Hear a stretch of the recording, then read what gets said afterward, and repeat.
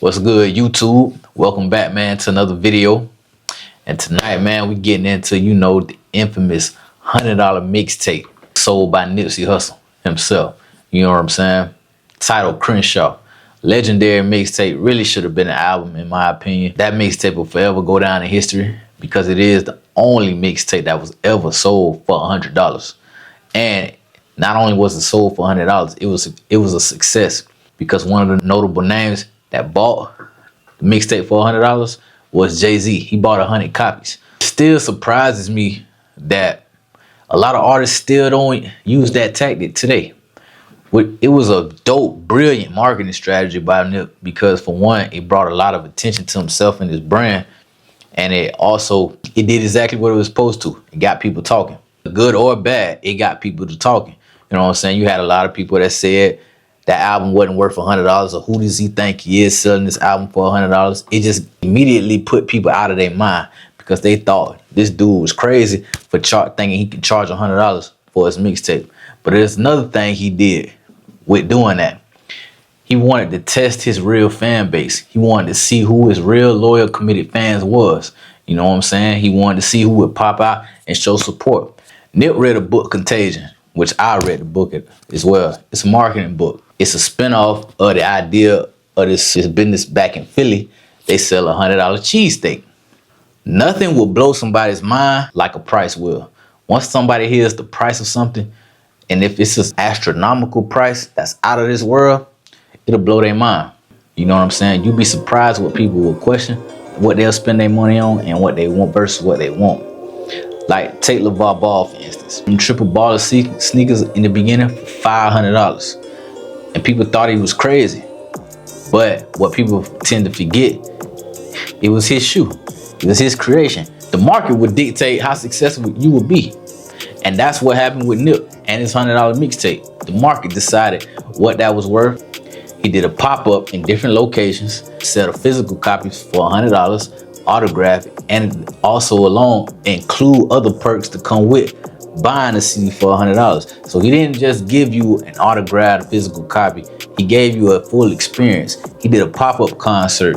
He gave fans exclusive access to unreleased content in his smart store if they bought the $100 mixtape. And that was a brilliant strategy in testing who your real fan base was, who is your real supporters. Because that was a way of knowing, is your music really resonating with the streets? Is your music really resonating with the people? And that's the way you should gamble on yourself at times, man. Like, you can't be afraid to try new things.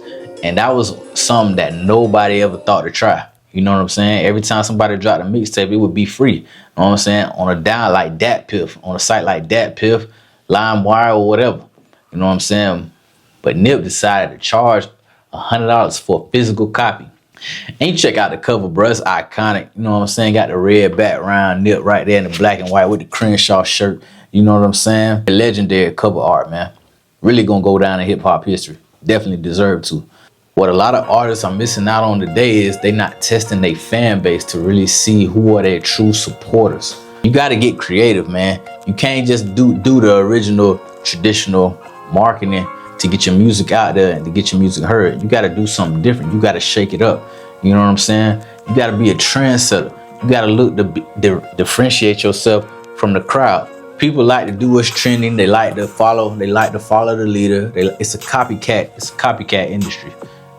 And it really don't make sense to me, in my opinion. The music spoke for itself. The music was dope. You know what I'm saying?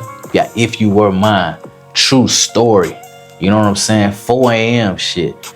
Summer in a Cutlass. Bro, that was just timeless hits, bro, after hits on that album, bro. That's one of my favorite mixtapes of all time. Definitely in my top 5. Like, that Crenshaw mixtape was legendary. It was legendary. The creative genius that Nip had behind that move, bro.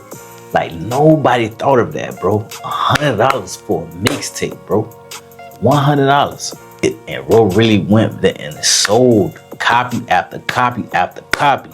Jay-Z bought 100 copies, 10 bands. Nip said he made $100 grand in one night off those CDs. And I just let you know, bro, anything is possible You know what I'm saying? Putting your mind, gotta have a brain, think outside the box. You gotta do something to shake shit up. You know what I'm saying? Otherwise, you just the average Joe. Don't be afraid to step outside of your comfort zone. Don't be afraid to try something new that might seem out of this world, crazy and stupid, no matter who says you shouldn't do it. If you got a feeling in your gut that you really believe that it can work, try it.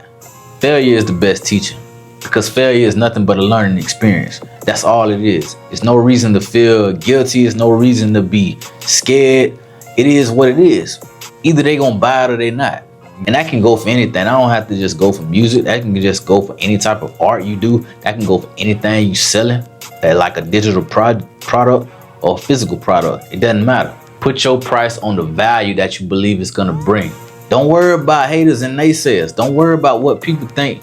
You might be crazy, you might be stupid, wasting your time thinking you ain't gonna get no sales. But guess what? You in the field doing it and they not. They on the sideline speculating. Spectators don't get to speak on the game, man, because you ain't in the field. You feel me? And that's what it is, bro. But that's what I just wanted to holler at y'all about, man. Let y'all know that mixtape is iconic. Iconic. Feel me? But let me know what you think in the comments, man. You know what I'm saying? What was your honest review of Nip's Crenshaw mixtape? Did you think it was worth $100? Did you think the marketing strategy was brilliant? I personally did. But it's your boy, man. Welcome, Family Hustle. I'm gone.